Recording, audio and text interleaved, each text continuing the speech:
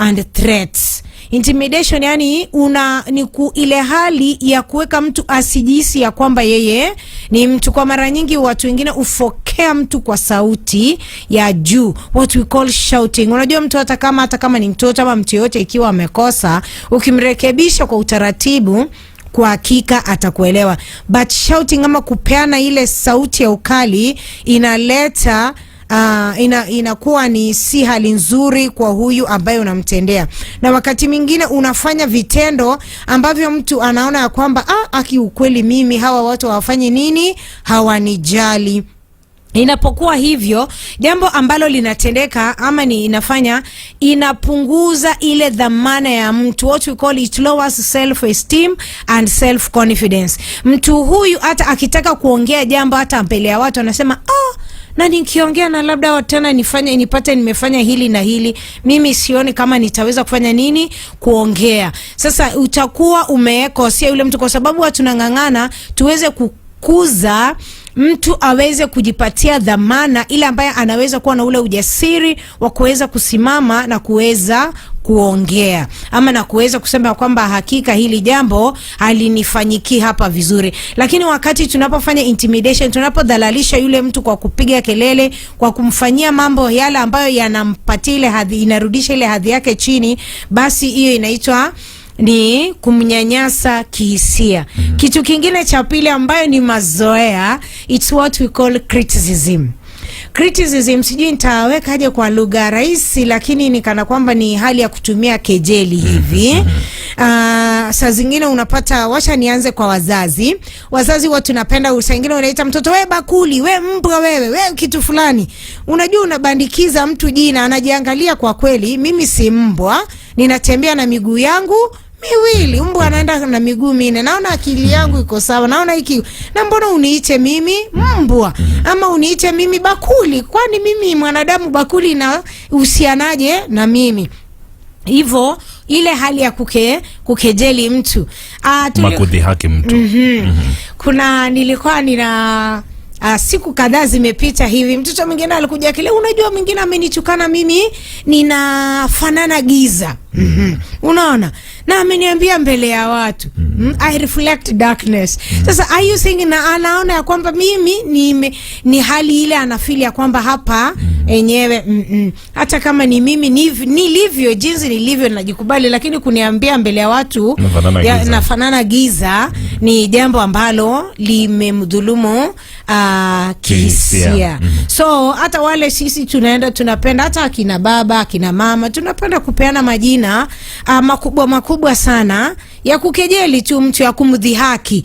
Hiyo na kupeana comments. Zile unapeana comment mpaka mtu anashangaa, jamani, kwani hata angelisema hili kwa lugha ya utaratibu si ningelipata tu? Kwa nini aliweza kutumia njia ya kunikejeli kiasi hicho? Unajua, na especially criticism kwa watoto si jambo linalotoka kwa akili zao. Mzazi mmoja alikuwa ananieleza ya kwamba ni Guardian hivi majuzi tu, ya kwamba kuna mtoto amelewa na wazazi wake wawili, lakini anasema astaki kutajiwa babake. Anaambiwa huyu, anasema hapana, labda ni baba mwingine lakini si huyo. Nikamwambia jambo ambalo linahitajika ni kwamba hebu jua chanzo cha huyu mtoto kufikia hapo. Wende kama mlikuwa mnapenda kumake vitu vidogo na vikabaki ndani yake, ambapo saizi anaendelea kuwa mtu mzima, lakini amefika mahali ambapo anakataa mzazi wake. So criticism hiyo, kuita name calling, kuita watu majina, kutumia lugha ya kukejeli mtu, inadhulumu hisia za yule mtu. Na kitu kingine pia tunasema ni undermining. Undermining ni ile ya kwamba labda watu walikuwa wamekaa kikao fulani, kila mtu anapeana maoni yake, na mtu anapoendelea kupeana maoni, ukishapeana yako uone kila mtu sasa hiyo ni kitu umesema, unaona hiyo maoni yako hiyo yako haiwezi fanya kazi hapa. Unajihisi aje Boniface kama ni wewe? Kwa utajihisi vibaya na utajihisi mpweke, utahisi ya kwamba huna maana. Hata utajiuliza furthermore, nilikuja kufanya nini kwa hiki kikao? Na kama walijua sina jambo la maana la kuweza kusema, kwa nini walifanya nini? Waliniita mahali hapa. So dismissing one's opinion, kudharau hata unajua hata watoto saa nyingine mnakaa kikao, mnaongea alafu mtoto anasema mami, daddy, hiyo itakuwa hivi na hivi. Nyamaza, wewe ni mtoto. Hiyo pia hata si watu wakubwa peke yao, hata watoto pia wanapitia hii. Asasa sana inalalia upande wa nini wa watoto na pia akina mama, lakini hata kuna akina mama ni ushupavu kiasi kwamba pia wanadhalalisha waume zao. Kuna ile tukikuwa Teacher Doreen, ulikuwa unaambiwa unajaribu kusikiliza tu conversation ya wazazi, alafu naulizia nini hiyo, ulikuwa unaambiwa igomaka neno lakini you are still growing, and still growing, so you don't have a voice in this discussion. So unajihisi kwamba wacha kuna nini, lakini kuna kila kisa katika Biblia kile ambacho ile mtoto aliambia sio Naaman, nenda mdogo akamwambia, na Naaman akafanya nini? Akampa suluhisho la uponyaji wa ugonjwa wake wa ukoma. Kwa hiyo watoto pia wana nafasi, msije mkawadharau. So mtu yeyote kando na watoto, mtu yeyote ana nafasi ya kusema jambo. Usimwangalie jinsi anavyoonekana uone ya kwamba hakuna jambo anaweza kulisema. Hapana, anaweza kusema jambo. Alafu pia doubt ya wakati mwingine tusiwe na tashwishi kwa yale ama maoni ambayo mtu ameweza kufanya nini kupeana. Tunapokuwa na tashwishi katika maoni ya mtu, anajihisi ya kwamba ukweli sijafanya nini, sijakubalika. Kwa sababu especially when we talk about dismissing one opinion, kuondoa tu ya kwamba maoni yangu yalikuwa kama mawazo yangu kwa hili jambo yalikuwa hivi. Ikiwa ni watu walikuwa katika familia, ni mke na mme wako katika ndoa, na mmoja anajaribu kupeana, especially mama anasema mimi ndio kichwa cha nyumba na mimi ndio wakusema kila kitu, unapata ya kwamba mtu anajihisi vibaya. Na pia wale akina mama pia wanapenda kuandamaini mabwana zao, wana opt ya kwamba wasikilize maoni yao, hata hana faida yoyote, apeani jambo lolote. Kwa nini tufanye nini ama usaidizi wote, kwa nini tuweze kumsikiliza? Jambo lingine ambalo linaonyesha kwamba kuna dhulma ya kihisia ni lile ambalo tunasema mtu anakufanya unajihisi you are guilty. It makes you feel guilty. Ama ni jambo limetendeka, anafaa hesabiwe lile kosa, lakini ana make sure limerudi upande wako. Ni wewe umekosa, si yeye amekosa. Ama kama ni yeye amekosa, ana make sure una feel ama unahisi ya kwamba wewe ndio ulikuwa na chanzo ikafanya mimi nikafanya nini? Nikakosa. Sana swala hili linafanyika sana kwa mahusiano. Iwe ni katika ndoa ama ni katika mahusiano uchumba pale. Yani si wanahitaji, kwa lugha ya kimombo wanasema kwamba jamani, hiyo inaitwa protective gear. Wakati ambapo umepatwa na changamoto, nasema kwamba ili lazima tukule pamoja na ni sisi sote lakini 3/4 ni wewe. Ndio kama ungeongea hivi singekupiga, lakini inakuwa ni strategy yenye wanatumia wapenzi wa nini moja. Kwa hiyo inawezekana pia ni anyway, hiyo hali ya kufanya mtu kujihisi ya kwamba yeye ndiye mwenye makosa. We call it's an emotional blackmail. Unajua blackmail ni kitu kibaya sana. Unapotumia jambo ambalo mtu amefanya manini ili uharibu ile sifa yake iliyopo ama ile hadhi yake iliyopo, ni jambo baya zaidi. Na pia ingine na hiyo hapo ni ile ya kwamba mtu anaamua kunyamaza, ile wanasema silent treatment. Wanaita detachment. Unazungumza na mtu, anakuangalia, anasikiliza, anamaliza, ananyamaza na anaenda. Hata hawezi kukuambia nisaidie hiyo kikombe cha maji hapo, anainuka anakifuata mwenyewe. Haongei. Hata ukiweka chakula hapo, atachukua chakula, atala vizuri, hazungumzi. Ukimwambia mtoto alikuwa anataka utengeneze pale jikoni hivi, anainuka bila kusema chochote, anaketi na anafanya, anamaliza na anarudi, anafanya nini? Anaketi, ananyamaza. So wanasema silence is the best answer. Kwa nini? Sometimes silence is not the best answer. Kwa sababu imekuja aje wakati gani? Unajua silence inaweza kuwa the best answer ikiwa kuna ugomvi, mnarudishiana na mwingine ameenda to the climax, mkipanda nyote juu, kitu ambacho kitafuatilia labda mtalianza kulimana maangumi, mateke zitaingia na nini. So inabidi ufanye nini? Utulie.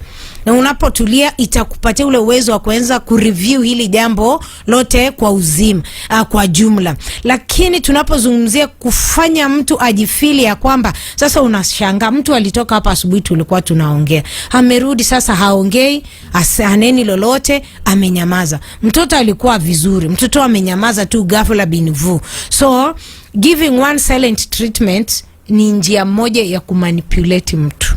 Kwa sababu sasa itabidi sasa sitaki anyamaze, wacha tu nifanye vile anafanya nini anataka.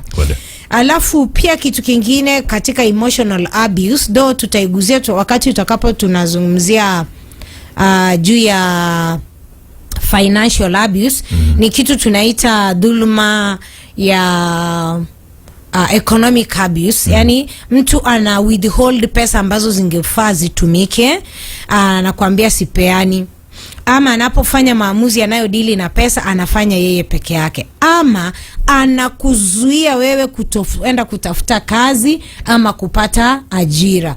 Hiyo inafanya kwamba mtu anaonekana kwamba yeye hawezi make decision, hawezi. Kumbuka tulianza tukisema ile hali ya kwanza kudhalalisha mtu inamfanya ile dhamana yake inarudi chini. Anajisi kana kwamba yeye si mwanadamu kama hawa wengine. So na inapofikia hapa kwamba yeye hahusishwi kwa mambo mengine, inamfanya yule mtu anakosa kukua independent, hawezi kujisimamia. Hata watoto tunapowalea bila kuwahusisha katika hali ya finance inakuja kuleta shida, lakini tutazungumzia kwa undani tutakapokuwa tunazungumzia hiyo dhuluma ya kifedha. Na pia kitu kingine kinajitokeza katika dhuluma yani unyanyasaji wa kihisia, ni kuambia mtu jambo la kufanya na lile ambalo, yani telling somebody what to do na kitu ambacho hawezi kufanya. Kwa mfano, atakwambia Boniface ni wakati gani unafaa utoke kwa nyumba yake. This is the time unafaa utoke nje. Na unapoenda nje hiki ndio kitu unafaa ufanye. When and what to do. Minus kufanya hivyo, mimi ndio nasema, mimi ndio nina set kila kitu. Ninazungumzia sasa kwa wale ambao ni wakubwa. So hata youths ambao wamefika ama vijana ambao wamefika ule umri wa kuweza kusimama, mtaanza kuvurutana na wao. Sababu wanaona unawaambia hiki na wataki, unawasukuma, so kunakuwa na wanajisi ya kwamba wamepata ile dhuluma ya nini? Ya kihisia. When you are telling somebody when and where to do or what to do, na lazima hawezi toka bila idhini yako, bila nini, hiyo unamdhulumu. Inakuwa effective ama inakuwa ya maana kwa watoto, kwa sababu unaendelea kumrekebisha, unaendelea kumlea. Na mtoto pia inapofikia wakati unamweleza, ni vizuri unamweleza ni sababu gani unataka atoke at that time, na ni sababu gani unataka aende kufanya lile jambo in particular. Alafu unapata watu wengine wana yale mazoefu ya kukuzuia kutoonana na watu fulani. Hii ilikuwa, kuna mama mmoja tulikuwa na kesi yake, siwezi taja jina, ya kwamba alipoolewa aliambiwa kuna ile hali ya kienyeji, hali ya utamaduni ya wakisia kwamba msichana anapofanya harusi kuna vile anapokelewa na kuna masharti anafanya, kiasi kwamba kuna muda anafaa achukue kabla ya kuweza kwenda kwao. And they walikuwa wanatuambia kwamba ile bonquet huwa anabeba yale maua, anabeba mavia ndiye anamwekea. Ile siku atampatia ndiye atakuwa na ruhusa ya kuweza kutoka aende mahali halale ama hata aende kwao. La sivyo haruhusiwi kutoka ama kwenda. Ama unaenda kwa boma moja unapata unaambiwa sisi hatuonani na huyu na huyu na huyu. Na unajaribu kuangalia, mimi hatujakosana, sijajua, sijaelewa. Lakini unaingishwa hapo ndani. Ile hali ya kuzuia mtu asiweze kuonana na watu wengine, pia hiyo ni kudhulumu mtu katika hisia. Na unapata kwamba familia nyingi zipo namna hiyo. Sio kama ni familia za udikteta ama namna gani, ama za mila na tamaduni ama desturi ambazo zilizopitwa na wakati. Na kwamba mke katika familia ana uhuru wa kuweza kuenda hata sokoni, akanunue hata chakula, ana uhuru wa kwenda kazini. Mradi mzee yeye afanya kazi, anaona kana kwamba yeye hafai. Mke wake anafanya nyumbani, anakaa nyumbani, ampikie, amfanyie maswala tu ya nyumbani. Ambapo ni dhana ilishapitwa na wakati. Lakini bado kuna familia ambazo nakumbuka. Ninaye rafiki mmoja ambaye ananiambia kwamba mimi mume wangu hataki niweze nienda hata chuo. Niko na degree yangu nilisoma. Lakini sasa hataki niende nikatafute kazi. Okay, kwa kupitia tu mwanaume huyu ako na a lot of insecurities. Yeah.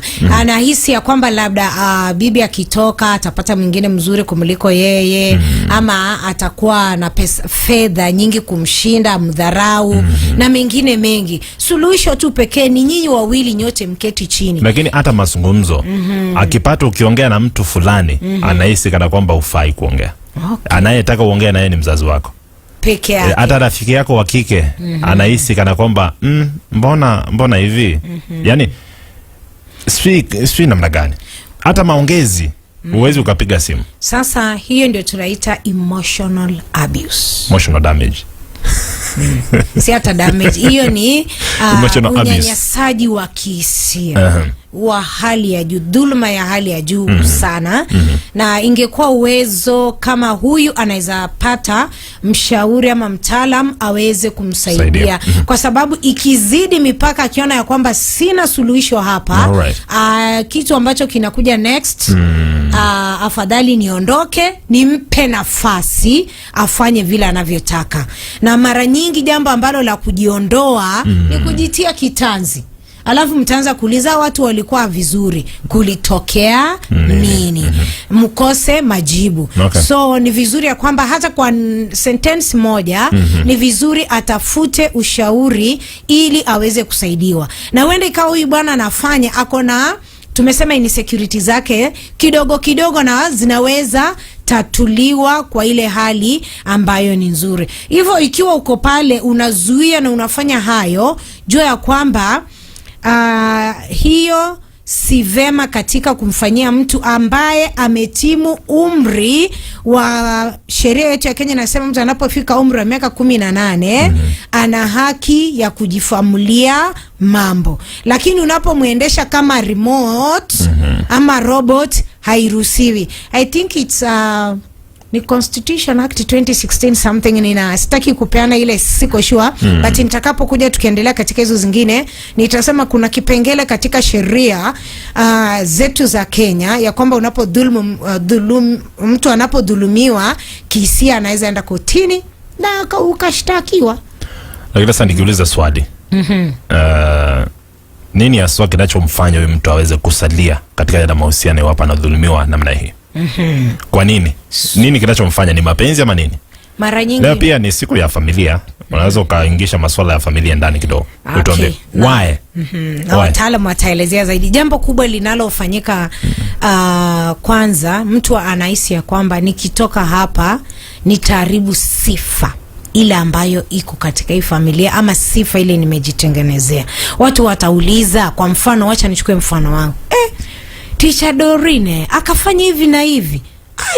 Na yeye hatuku expect ya kwamba jambo hili linaweza tokea. So kulinda ile sifa, mtu anang'ang'ana kubaki pale alipo. Hata nilikuwa nasoma siku mbili hivi zimepita ya kwamba kuna watu wanakaa tu alinde sifa ama achunge jina la familia, ili tu anaendelea kuumia lakini bado yuko pale. Lakini mwandishi alikuwa amesema unapofikia hapo unahitaji kuamka kutoka kwa usingizi. Ndiyo. Uone yale mambo ambayo yanayoendelea. Wengine huwa unapata wakati tunapokaa katika nyumba ya mawasiliano, ama tunapokaa katika hali ya kushauriana, mtu anakuambia, unajua siwezi ondoka kwa sababu ya watoto. Siwezi toka mahali pale, watoto wapo, na itakuwa namna gani? Na pia nitakapoondoka katika yale mahusiano, nitaanza aje kuelezea hawa watoto ni jambo gani haswa linaendelea. Mwingine anasema niko tu kwa sababu ya watoto, lakini ile hali ya wao kuwa pamoja ilishaondoka. Lakini nikisema kwamba unajua katika maisha haya mtazamo hasi, yani negative thoughts, kila watu ambacho watakuwa wanasema katika maisha yako akifai kukufanya wewe mwenyewe usifanye lile ambalo unaona kwamba ni sawa katika maisha yako. Sasa unaona mtu kama huyo, hilo ndilo kila mtu anafaa kujua. Boniface, mtanisemaje wakati ambapo sijafanya jambo fulani jinsi ambavyo vinavyotaka nyinyi? Hiyo ikiwa mtu amepatiwa yani amepewa empowerment, ametengeneza self esteem yake iko juu, hawezi jali. Lakini ikiwa iliharibiwa kutoka chini, hakuna vile inapoendelea kwenda huku inaweza fanya nini, inaweza rekebishwa. Hata ikirekebishwa ni mahali padogo sana, unless yeye mwenyewe sasa aamue ya kwamba inapofikia hapa ninahitaji kurekebisha. Kwa mfano kuna wakati mmoja niliweza kusema kwamba tulikuwa mahali kazi na tulipata kwamba mwanadada mmoja tunapofanya kazi na yeye anapozungumza anaangalia chini. Sasa tukashangaa ni kwa nini anapowasiliana na mtu anatizama chini. Tukajaribu kutafuta chanzo kilikuwa wapi, na alisema kwamba yeye alipokuwa akiwa mtoto, mtu mkubwa alipokuwa anazungumza akimwangalia alikuwa anaambiwa watu wakubwa waangaliwi, so alizoea kuinamisha kichwa chini mtu anapofanya nini, hawezi kukutizama. Unaona, tunaweza kuwa tuna handle matawi huku na mizizi haipati rutuba tosha kutoka chini, ya kwamba kuna chanzo cha jambo fulani lile ambalo linafanya nini, linalotokea. Hivyo ni vyema unapoona hayo, na pia mtu hana ule uwazi wa kuweza kusema kwamba hapa ninaumizwa, ninahitaji kusaidiwa. Mtu anaona nikisema shida zangu itakuwa namna gani. So jambo ambalo tunasema kwamba dhuluma ama unyanyasaji wa kihisia upo, na kwa njia moja au nyingine tumenyanyasa wengine bila sisi labda kujua, na wengine tukifanya nini tukijua, kwa sababu tunapata unapofanya hivyo huyu mtu anakaa na ile hali ya wasiwasi uliokidhiri mipaka, ambapo tunasema ni anxiety, anakuwa na depression, anakuwa na anaweza kuwa na uchungu katika mwili wake. Hata ukiuliza uchungu ule umetoka wapi, akuelezi chanzo cha hayo maumivu aliyo nayo. Anakuwa na shida, tunasema shida usingizi, anakosa usingizi kwa sababu anang'ang'ana kujaribu kuangalia, je, hili jambo ni nini actually, ni nini ni jambo ni nini haswa ninahitajika kufanya ili niweze kutoka hapa. Saa nyingine mtu anapata ameketi tu na analia. Hata ukimuuliza mbona unalia, mbona unafanya hivi, hawezi kufanya nini, kuongea. Hivyo ukipata kwamba na mahusiano pia yanakuwa na changamoto. Ukipata mtu wako hivyo, ni vema uweze kufanya nini? Wewe mwenyewe kwanza jikubali ya kwamba, especially wacha tuanze kusema mtu anapokuita majina ya ajabu ajabu. Jua mimi hata kama niko mweusi niko hivyo, siwezi badilisha rangi yangu. Hata kama mimi niko chocolate, niko vile nilivyo kwa sababu fulani. Kwa sababu watu wote tungekuwa rangi moja, sijui dunia ingekuwa namna gani. Kujikubali jinsi ulivyo, accept yourself the way you are. Na pia kile kitu ambacho kingine pia ni ya kwamba ni vizuri uweze kutafuta ushauri. Na pia ujaribu kuangalia, je, ninazuiliwa kwenda nje ama na kufanya jambo fulani kwa sababu gani? Ukishajua hayo, itakuwa ni vizuri ya kwamba ikiwa wewe ndio chanzo ama hiyo ndio trigger ya kuweza kuleta changamoto, itakuwa ni umesaidika pale ama umeweza kujinasua. Kwa mfano, wakati mwingine mtu anaweza kuambia sitaki uvae hivi, sitaki utengeneze nywele hivi, na wewe labda hiyo ndio unapenda. Ni vizuri ketini mezani ili muweze kuzungumza. Usinyamazie mtu. Unaponyamaza inaleta shida ama tatizo kubwa zaidi. Pia weka mipaka, set boundaries, ya kwamba ikiwa basi utatoka, badala ya kuambia mtu asitoke kabisa, ukiwa utatoka masaa ya kurudi nyumbani ni haya, ama masaa ya kuweza kufanya hiki na hiki yawe yamefanya nini, yameweza kuisha. Na pia tuna kitu ambacho tunasema ni ya kwamba practice what we call self care. Self care ni ile ambayo yenye Boniface uliweza kusema ya kwamba huwezi kucontrol. Yes. You cannot control what people think about you. Lakini unaweza kujicontrol kile ambacho unajiwazia wewe mwenyewe. Watu wanaweza fikiria mambo ya ajabu kukuhusu. Je, wewe mwenyewe unajiwazia mambo gani katika akili yako? Lakini ikiwa wewe uko bado kwa watu ambao wanapeana unyanyasaji wa kihisia, basi tutaelezana ni jinsi gani tunaweza kusaidiana tusiweze kudhulumu wengine, waweze kuwa na wao na maisha free ama ya kawaida vile sisi wenyewe tuna yale maisha ambayo tunaishi. Ama jihisi ikiwa ni wewe unafanyiwa hivyo, itakuwa namna gani? Alright, mambo mazuri kama hayo msikilizaji. Tunazungumzia kuhusiana na emotional abuse. Unyanyasaji wa kihisia. Unyanyasaji wa kihisia ambao wengi wanakumbana nao, iwe ni kazini pale, iwe ni nyumbani kwa watoto wachanga, katika familia, katika mahusiano ya ndoa, kimapenzi, uchumba pale. Nimesikia kutoka kwa mtaalamu wetu Tjedurain ambaye ameweza kutuletea mafunzo haya mazuri kweli kweli siku hii ya leo Jumatano, siku ya afya ya akili, ndani ya kipindi cha Mashua. Kipindi hichi sasa msikilizaji, nitakuwa nakupa muda wako mwafaka ambao utakuwa unaenda moja kwa moja pale. Utatutumia ujumbe iwapo una swali, una maoni kuhusiana na kipindi. Unaweza kutuma pale kwa nambari zetu 0717147782. Na baada ya matukio tutakuwa tunaingia katika kupokea simu zako. Tuambie kwamba ni lipi ambalo unalo, mchango, maoni kuhusiana na maswali, yani maoni ama maswali kuhusiana na kipindi cha siku hii ya leo. Nambari yetu ni 0736543651, nambari ya kupiga simu hiyo.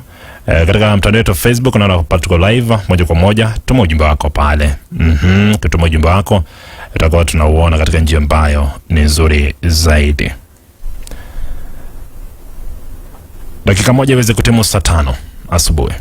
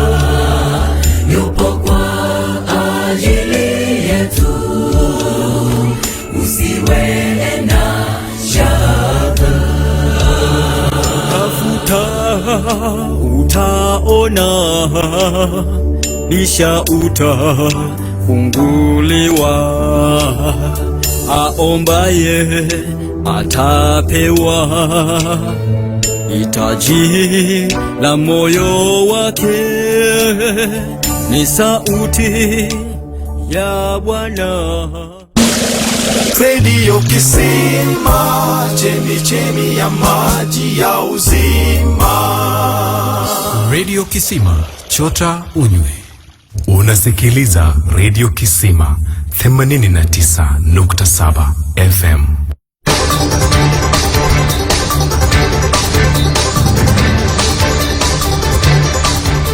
Naam, hujambo na karibu popote pale ulipo mpenzi msikilizaji wa 89.7 FM, ikiwa ni saa 5 asubuhi, wakati wa kupokea muktasari wa matukio. Jina langu ni Dominic Leparan.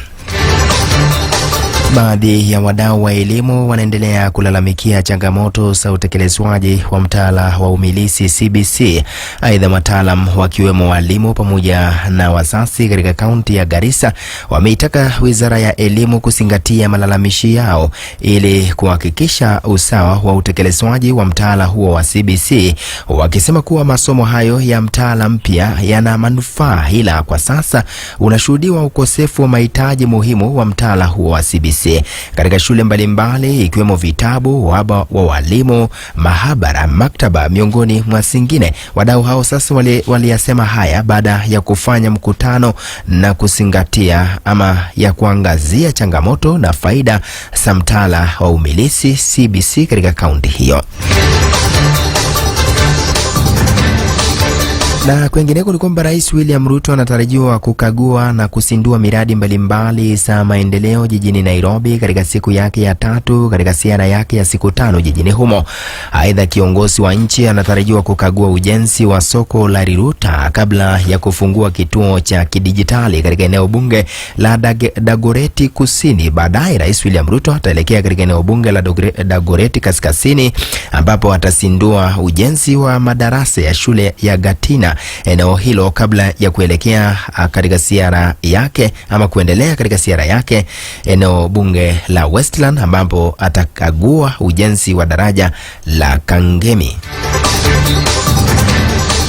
Na kuhusiana na siasa za kaunti ya Nyamira ni kwamba mzozo kati ya bunge la kaunti ya Nyamira na afisi ya gavana wa kaunti hiyo Amos Kimomi Nyaribo unazidi kuchacha, huku uhusiano kati yao ukionekana kudorora. Hii ni baada ya wakilishi wodi kuwafurusha mawaziri watatu wa kaunti waliokuwa na ofisi sao kwenye majengo ya bunge la kaunti hiyo, akiwemo waziri wa mazingira, elimu, michezo pamoja na maafisa wengine wanaohudumu katika afisi hizo. Walifurushwa hiyo jana na mlango ya afisi hizo kuwekwa kufuli baada ya ilani waliopewa kuhama katika afisi hizo kukamilika. Wakizungumza na wanahabari hiyo jana, wakilishi wodi hao wamedhibitisha kuwafurusha mawaziri hao, huku tukio hilo kemewa pakubwa na baadhi ya wakazi wa kaunti hiyo, wakisema kuwa wanataka viongozi waliochaguliwa kudumisha amani na kuwafanyia wananchi maendeleo. Na dakika ni 5 baada ya kutimu saa 5 asubuhi masaa Afrika Mashariki, na ndio mwisho wa muktasari. Ndarejea hapa saa 6 adhuhuri, kisha saa 7 utakuwa unapokea matukio kikamilifu. Ila kwa sasa unasidi kubarikiwa ndani ya mpango mzima wa mashua naye Bonfix Omwenga. Mimi ni Dominic Leparan.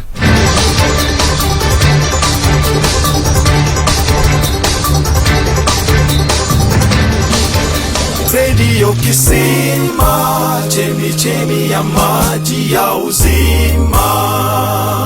Radio Kisima, chota unywe. Unasikiliza Radio Kisima 89.7 FM.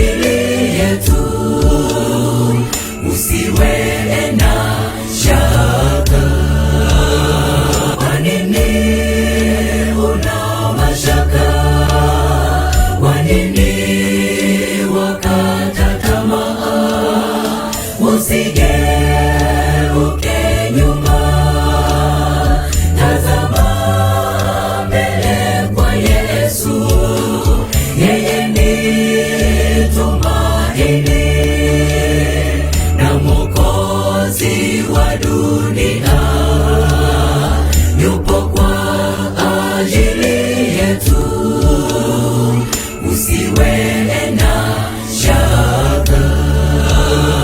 Tafuta utaona, bisha utafunguliwa, aombaye atapewa, hitaji la moyo wake ni sauti ya Bwana, sikia wito wake, wokovu unatolewa bure.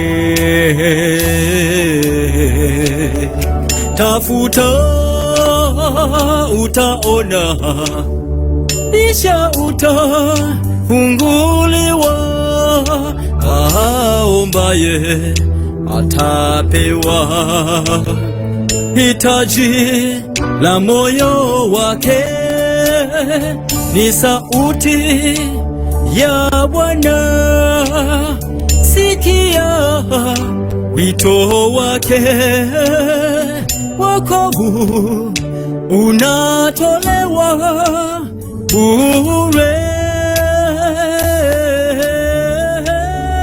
Kwa nini una mashaka? Kwa nini wakata tamaa?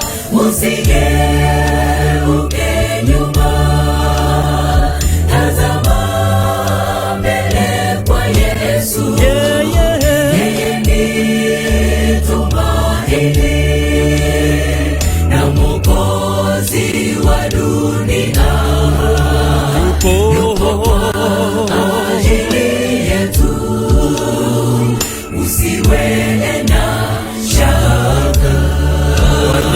Kwa nini una mashaka? Kwa nini wakata tamaa? Usigeuke nyuma, tazama mbele kwa Yesu. Yeye ni tumaini na Mwokozi wa dunia, yupo kwa ajili yetu, usiwe na shaka.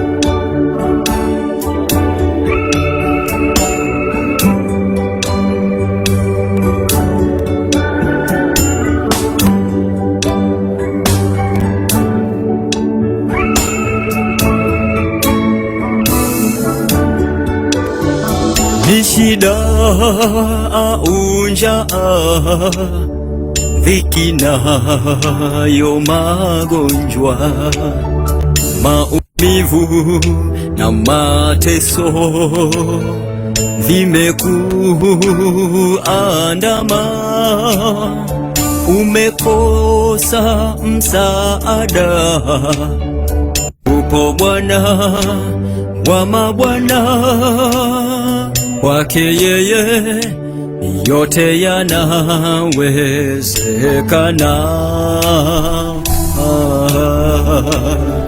Ni shida. Alright. Bila shaka basi moja kwa moja ndani ya Kisima FM. Karibu tena katika kipindi chetu siku ya leo.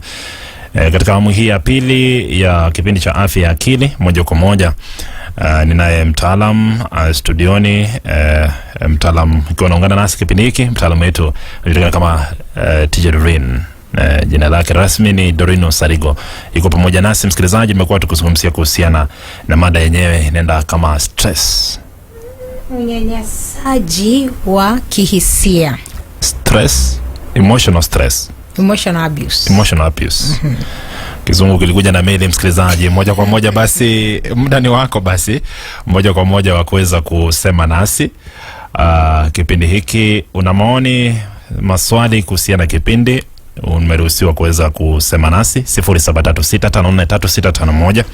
Nambari ya kupiga simu hiyo. Nambari ya ujumbe mfupi ni 0717147782. Vile vile katika tunaitwa Facebook, naona kwamba wapo wengi tu. Anasema kwamba najulikana kama Brayo Senior kutoka maeneo ya BMT Slibwet, anasema kwamba yuko tuned in. Shukrani sana.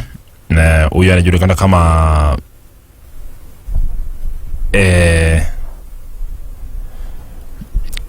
jina gumu kweli kweli. Ameshikanisha Engineer Nyangoya, ameshikanisha pale. Anasema kwamba yuko pamoja nasi moja kwa moja. Lamek Muriasi mbashara kutoka na ya Mobea Mubamba. Anasema kwamba aliko maward Bogitutu Buama Saba Gatuzi la Nyamira. Anasema kwamba yuko ndani ya kipindi. Asante sana Honorable Julius Omosomba pamoja kutoka maana ya Makarama Tutu Settlement Scheme. Asante sana Benina Magoma pamoja kutoka ya Monchari Mariba Boroko Sublocation. Anasema kwamba yuko tuned in. Listen loud and clear, mambo ya health. Asante. Anasema kwamba Eunice Mora listen kutoka ya Nyabioto. Asante sana Zakari Monda. Tumaye kwamba ni mchungaji Zakari Monda, anasema wanafuatilia kwa makini sana. Asante. Ombati Johnny listening kutoka ya Gesure Bubasi na Esther Manyange. Asante. Grace Toto kutoka ya Nyamira pamoja hadi mwisho. Shukran. Collins Kailangat Chamgei Kabianga Kericho Kabianga Kericho is well represented.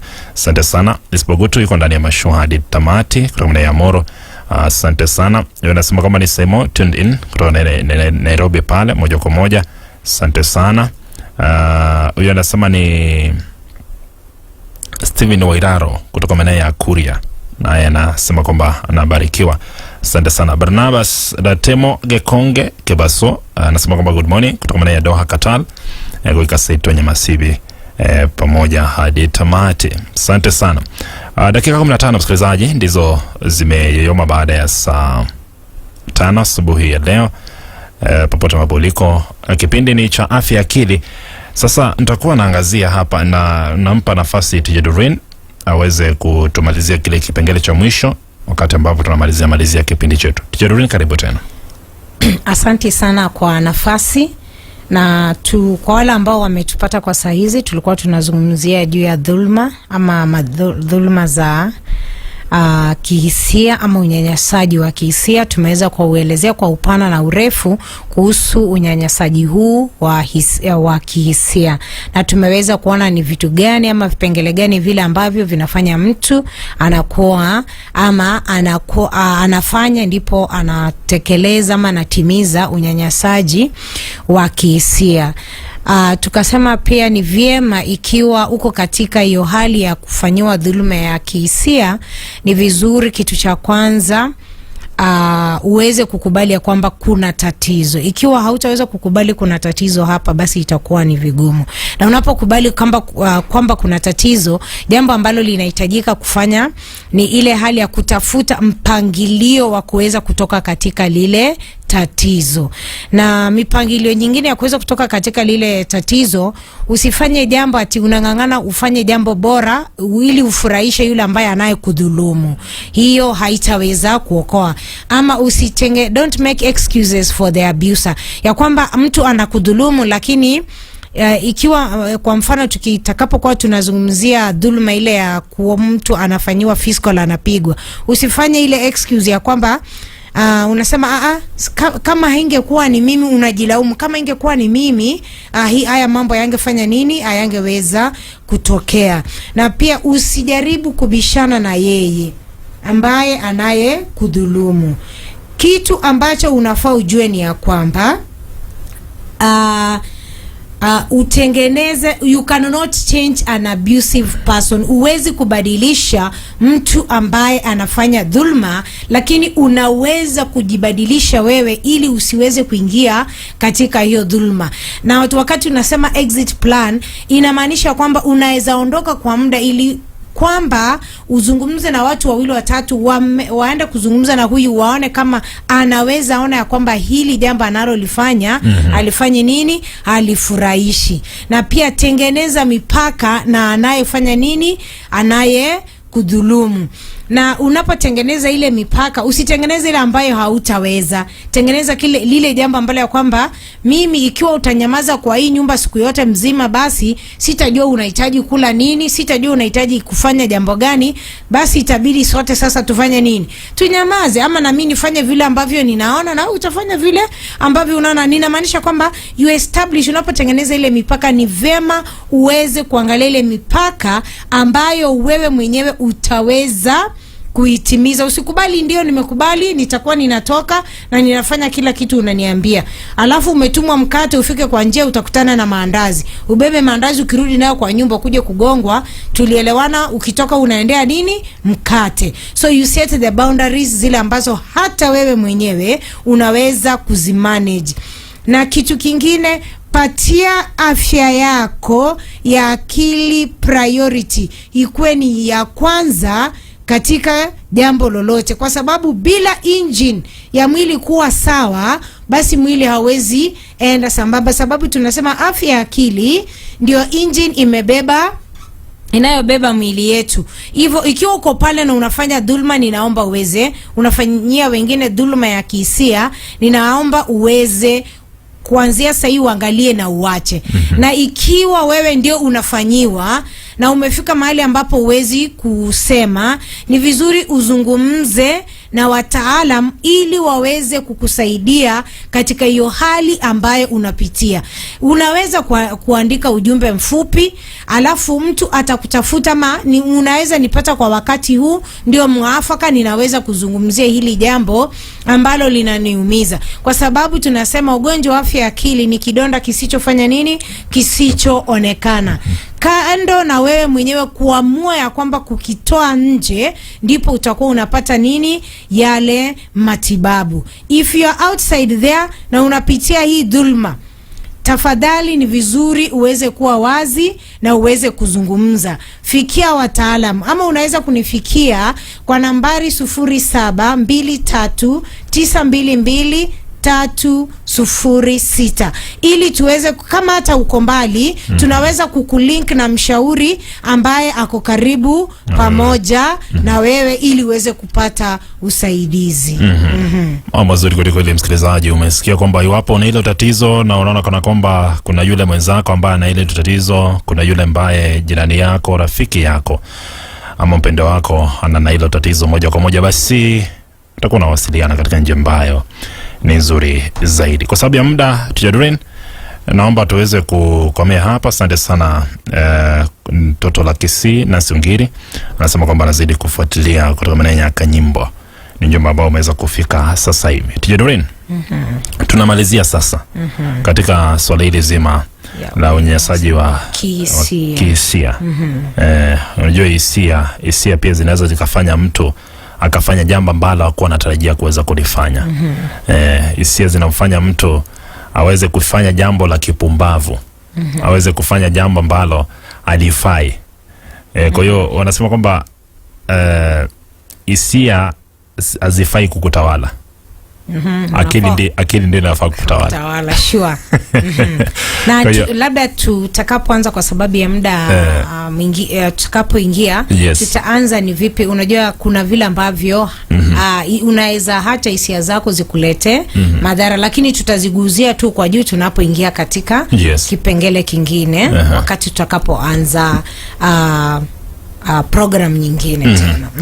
Asante sana popote ambapo uliko msikilizaji, ulichukua fursa yako na hakika ukaungana nasi tangia mwanzo mwa kipindi hadi kipindi hiki. Tijadrin, nashukuru sana kwa uwepo wako. Asante. Leo amekuwa yeye peke yake hapa studioni. Anaona kuanga na mtaalamu mwingine hapa, wanashirikiana kwa pamoja. Bi Alice hajaweza kufika hii leo, lakini nashukuru sana, amewakilisha vema zaidi jinsi ambavyo ilivyokuwa ikitakiwa. Shukrani sana Tijadrin. Kibwagizo unapoondoka? Ninasema fungua roho yako, ongea, lakini siku hizo mnasema ongea Kutoke. ikutoke, lakini sisi tunasema ni vizuri fungua roho yako unapoongea, utaweza kusaidika, na mbarikiwe sana. Asante sana.